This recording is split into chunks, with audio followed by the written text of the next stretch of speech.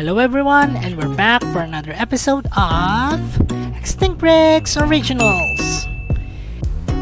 For today's episode, we will be featuring the LEGO compatible custom Postosuchus.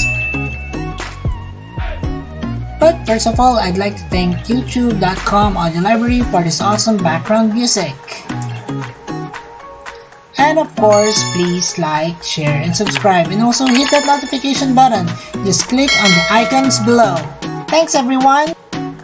The winners for the Guess SPC contest will be announced at the end of the video, but in the meantime, here's how to join. Just click on the Extinct Bricks icon and go to my homepage and click the community link, and there you should be able to see all my posts, including polls and also this contest. Alright, so on with the video.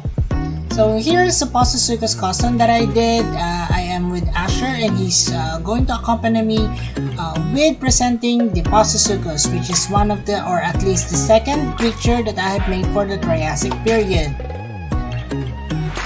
This Postosuchus is actually based off this illustration. I don't know who the artist, but if you guys know, please do tell me so that I would be able to credit him accordingly.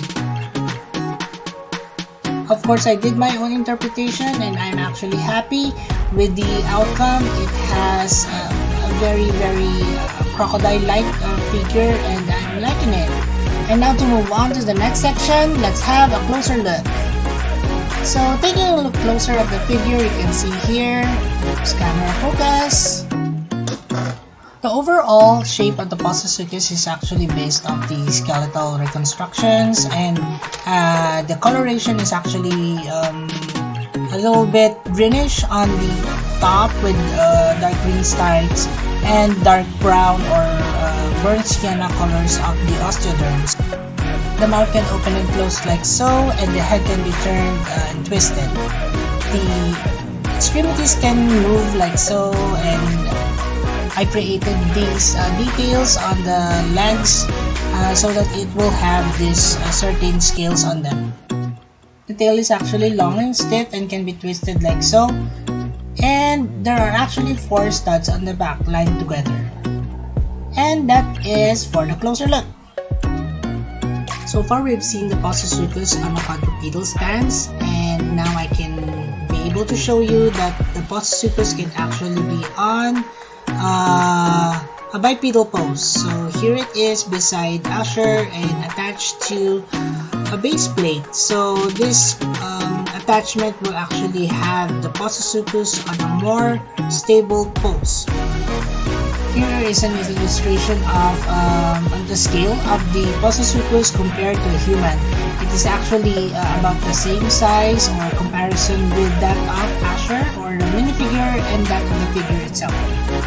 So here is a figure of a Lego crocodile, and you can see here that it is actually, of course, smaller than the Postosuchus. However, the gape of the crocodile is a lot bigger, so it can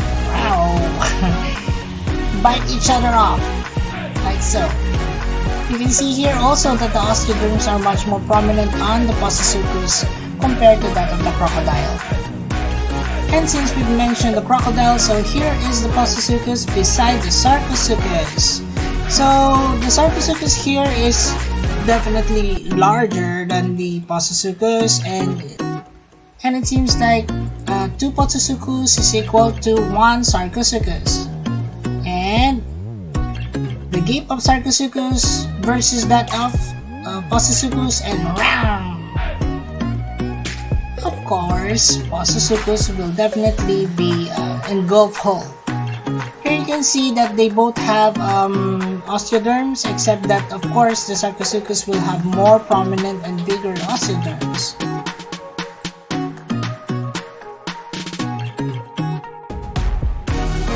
And since we're comparing with crocodile-like creatures, I wanted to compare with this, my Spinosaurus.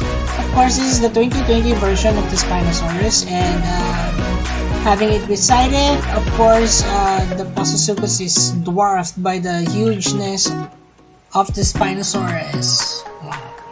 Alright.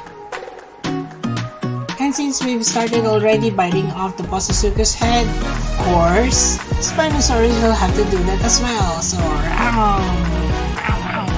tasty. Alright. It looks like Postosuchus won't live without a fight, huh? Tail whip. And that's the end of Postosuchus. Alright, enough playing with it. Let's get on with the next creature feature. And let's end with something that sounds like Postosuchus. This is the Suchomimus. And comparing the Postosuchus with the length of the Suchomimus, of course, the Suchomimus is longer and about 2 times its length. Also, the Suchomimus has long legs, and the height of the Postosuchus, or compared to the Suchomimus, is actually 3 times the height. And since this is the last comparison, then we will have to have the Suchomimus bite off the head of the Postosuchus. And that's it for the comparison videos. Now it is time for us to do our assembly.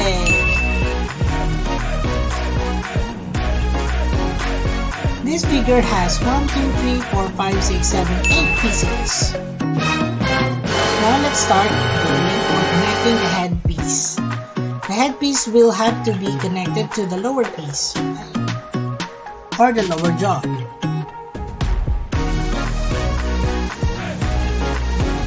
Once that is connected, let us connect it to the body. Now let's connect the tail. Now let's connect the right limbs. Then let's finish off with the left parts. The left arm, and then lastly the left leg. And that completes the figure. And here are some outtakes and footages of when I was making this video. This is Extinct Breaks at Work. So here's the kick bash portion of the Postosuchus. I have the Dimetrodon head and the parts of the Stegosaurus, and also I think that is a raptor. Okay, so here's the Postosuchus with the sculpted and also added osteoderms on it. So after that, I have primered it, and then I started putting on the base colors for it. So here is the Postosuchus with the green and the yellowish underbelly. Alright, so after that has been done, here I am painting on the individual osteoderms on the body. So I actually mixed a color of burnt sienna and a little bit of black to make it a little bit darker, and also having a contrast of white to it. While I was doing this, I think it was very therapeutic for me having to paint individual osteoderms. I really love it. And here is the Postosuchus. I was actually letting it dry before I put on additional details. And here I am painting on the stripes on the Postosuchus, and it's looking a bit fierce, and it looks like a battle cat from He-Man, Masters of the Universe, if you can remember that. After a few minutes of drying, of course, I started putting on additional details such as the eyes, and also putting on the permanent markers for the eyelids and everything. It's almost the end of the video, so it's time for some last looks. Postosuchus, or the name means crocodile from the post, is actually one of the largest reptiles or carnivorous reptiles during the late Triassic. Adults reach around 3.9 feet in height and 13 feet in length, from the snout to the tail tip. It had massively built skull bearing dagger-like teeth. The neck were elongated, expanding to a short torso and a long tail. Along the remains of the skeleton, paleontologists also identified osteoderms, which were thick plates forming scales. These were on its back, neck, and possibly above the or under the tail. With the forelimbs being approximately 64% of the hind limbs, Postosuchus had small hands bearing 5 toes. Only the first toe wore a large claw, which was used as an offensive weapon, and a forelimbs were robust, probably to hold the prey.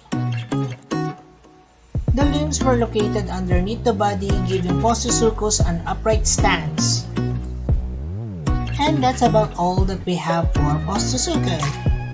Postosuchus got out of its enclosure, and Asher here is about to tranquilize him and bring him back to the safety of his cage. Before we end, here are the winners of the Best Species contest for Postosuchus: Pyroraptor, Dante Lasa, Gaming Loose, Tae Kyung Tan, Ian Bonkid's Channel, Sunny Lee, Meme, Stego Tyranno 420, Shungmin Kim, and Dynamation. Thanks everyone for participating. I thoroughly enjoyed this video and also making this custom. Do follow me on my social media on Twitter, Facebook, Instagram, and of course here on YouTube. And as we always would say, let your inner dino grid roll!